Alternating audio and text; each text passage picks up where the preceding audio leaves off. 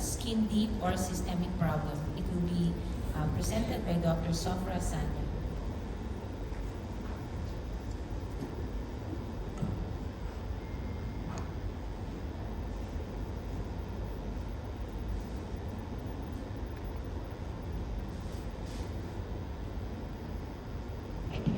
Good morning, everyone.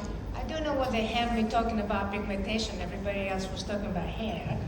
But we're going to be talking about pigmentations and whether it's skin deep or a systemic problem.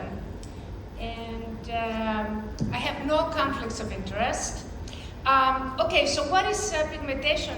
First of all, it starts with melanin, and you have eumelanin, which is the dark thing, and pheomelanin, that is more for the reddish spots.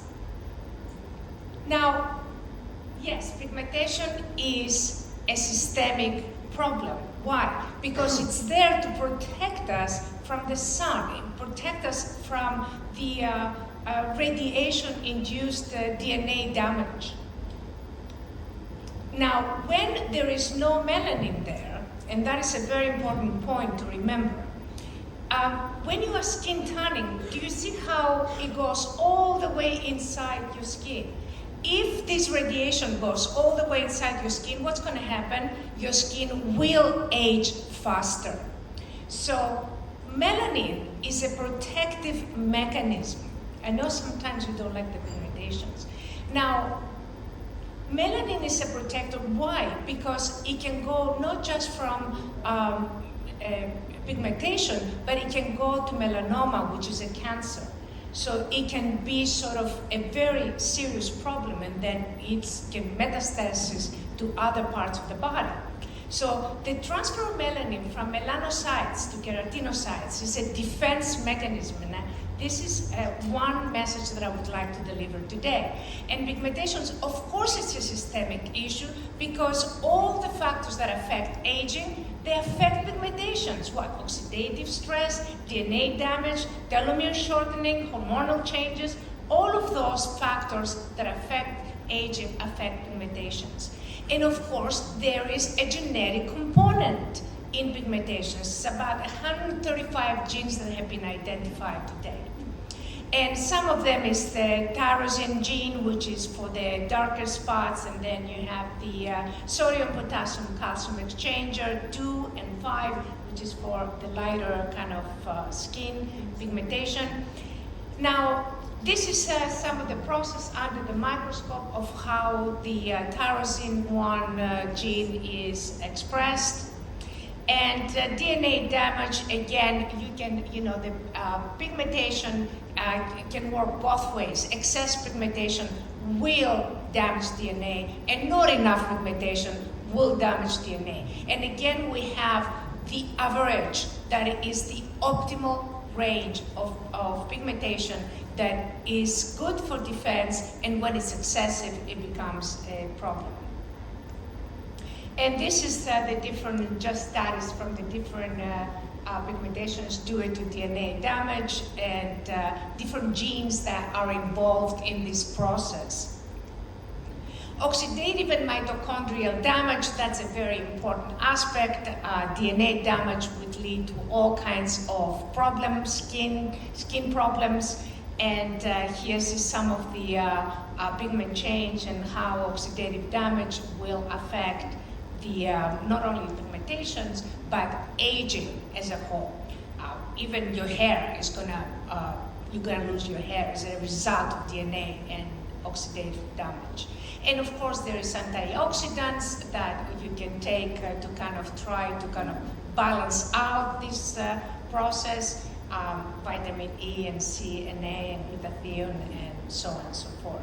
And this is basically how there's a generation of the reactive oxygen species, which is the oxidative damage, and how this is happen, and how it creates eumelanin, which is the dark spots, and pheomelanin, which is the reddish lighter spots. So, very important point that you need to understand is that when irradiation happens from the sun, there is an activation of cellular processes and cellular communication. So when you're talking about cellular communication, you're always talking about a systemic problem. What does it mean that it's a systemic problem? It means that it needs a systemic solution, not just a surface solution, not just something to just take the pigmentation away, but something to deal with the underlying main problem. So what is aging and what is pigmentation increase is a disrupted dialogue between keratinocytes and melanocytes. It's a damage in cellular communications, and that is something, put a pin there. It's a very important point. So melanosome biogenesis depends on signal transduction. It depends on basically communication of the cells, like networks that have been broken.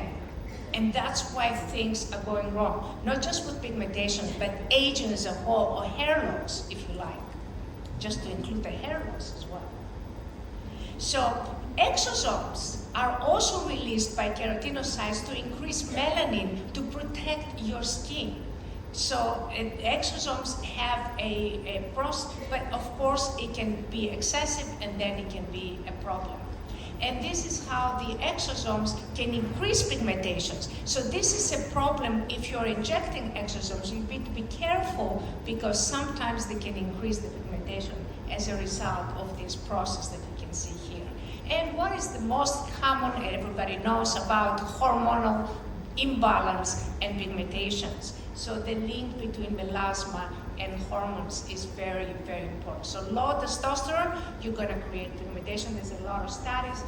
It's actually, here you got hair loss as well and pigmentations. The testosterone connects pigmentations and hair loss in people that have low testosterone. So this is the hormonal problem.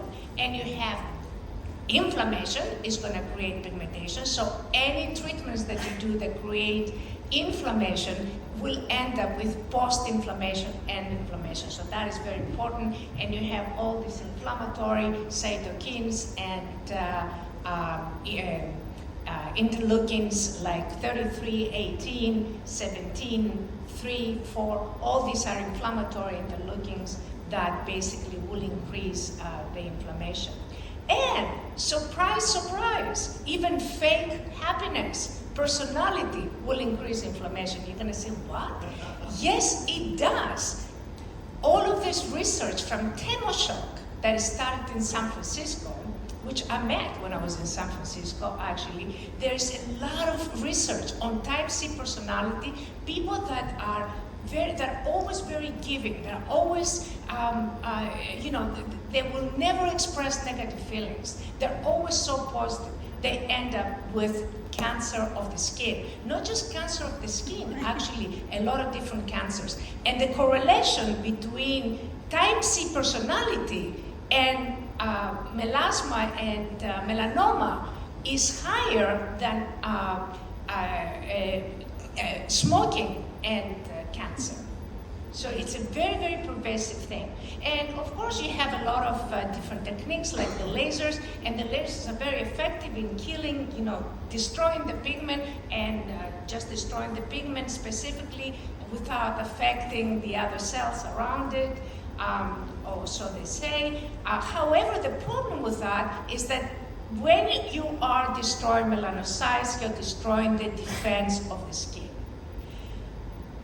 Now, there are other techniques. The one that I prefer is the resonance for reduction of RET. You can search it. It's a new technology. Well, it's not that new. It was developed in the 50s, but it's only now, and you can see how it affects the cells. And this is from our research department, how we're analyzing different cells.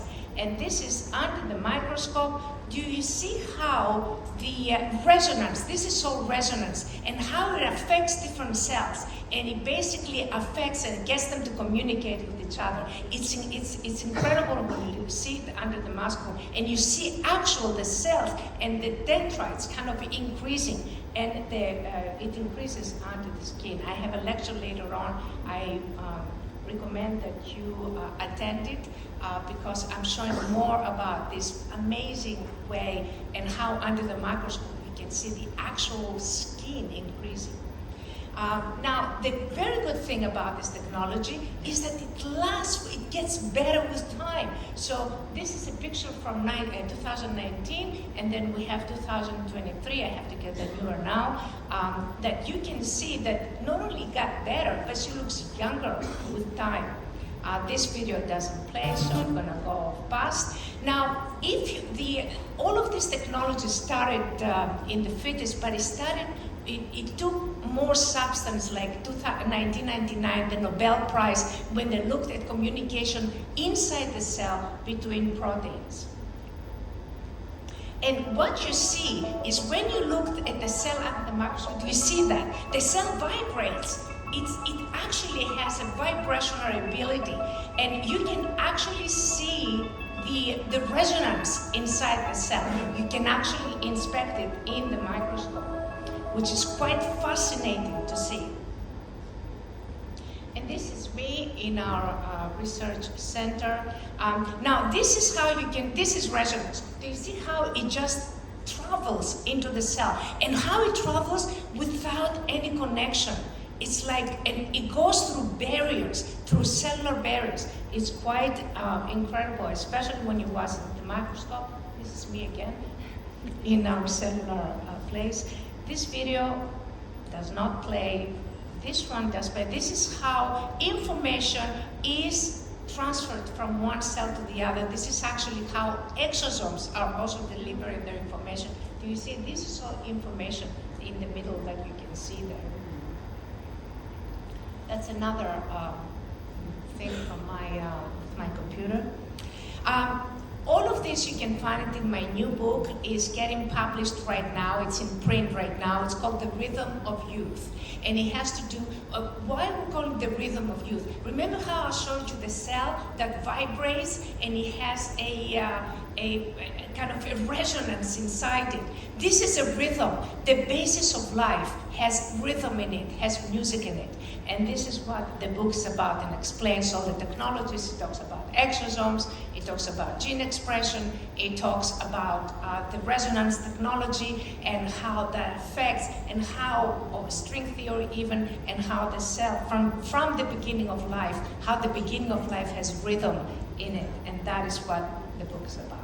This is all my references. Actually, that's just a section of my references. It's about 569 references that I have. So I couldn't put them all here. It would take like all day. This is some of these references are in my books, which have been translated into other languages now. And if you have any questions, I'm ending with this, but if you have any questions, please email me at science@ielios.com, and I'll show you the WhatsApp if you want to take a picture of that. You can get in touch with me. I'll answer any questions you have. And with this, I would like to say thank you very much for inviting me, Linkas. I'm always here, actually. I have another lecture at about 3 o'clock on anti-aging and how aging is a systemic problem. I would like to see you there. Thank you again. Thank you for sharing your research. Very interesting. So now we go on the question and answer portion. So are there any questions for our speakers? Yes, please.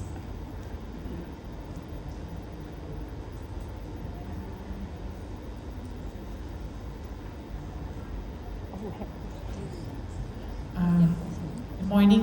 I'd like to ask if you combine PRP with RF microneedling, how do you do that? Do you do the PRP first, the Yes, that's RF for the both of microneedling? you. I do the fractional RF first, and then I either inject or apply the PRP topically. The radio frequency does not diminish the effect of the PRP or the growth factors? No, not at all. On the contrary, it's quite synergistic. So we have a few studies that show this, the synergism between RF energy and utilizing different modalities on the same day. You're correct in stating that there might be a problem if you do a collagen boosting treatment and then in the first 3 months apply heat, you're correct. You may destroy some of those early collagen fibrils that are starting to develop. And there's some work coming out from Professor Yudkovskaya from Moscow on this. She'll be publishing that very soon. But on the same day, we've only seen synergism and not any negative effect from using the energy and either the PRP or the exosomes or whatever you choose in the same session. That's my experience anyway, and there's some literature to that effect. So immediately after you use That's what I do. If you'd like to add. I also do the same. Even if we're microneedle RF or sometimes we combine with the freshener CO2, we do the laser or an anti-base device first and apply the PRP immediately after. I agree with you. Thank you. Okay, any other questions? Oh, Nora seems good. Right. Can I ask a question now? Yes, please. Okay, my name is Andrew, and I have a question for Dr. Fadi. Danny, I think the lecture is amazing. I have a question regarding the CHAHA for hair growth. So my first question is, which plane are you injecting the CHAHA? And the second thing is that since calcium hydroxyapatite is very thick, will it press against the vascularization? And like, I'm afraid it will press against vascularization and then cause hair loss. And then the third thing is that does patient complain about lumps? So I'm like, the hair is pretty